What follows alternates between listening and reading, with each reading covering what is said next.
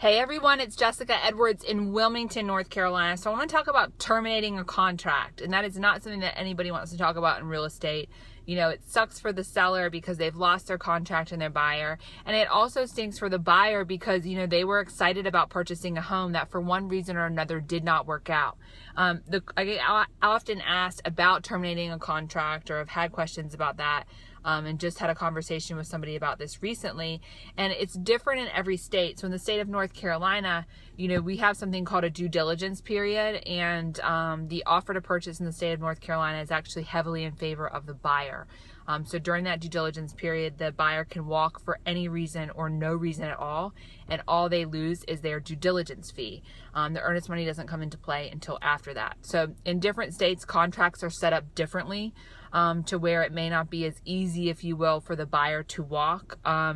You know, but it's something to be aware of when you're selling, to make sure you understand. You know, a lot of times agents are great about going over the listing presentation or the listing paperwork when you're listing a house and when you're selling, but they also need to be well versed in that offer to purchase and explain that to you as the seller, so you make sure that when you go under contract. I've heard these horrible stories of sellers that, you know, did not understand the due diligence period, or their agent didn't educate them on what that was, that they, you know, or buyers that put down way too much due diligence money and had way too short of timeline, you know, set. So you need to make sure that your agent truly understands that offer to purchase and what your rights are sort of as a seller and a buyer, you know, so that you make sure when you're going under contract that you fully are aware of how that works in your state.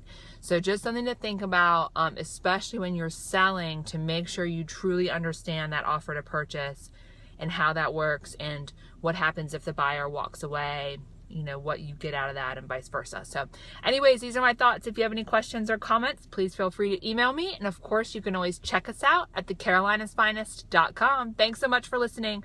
Hope you have a wonderful day.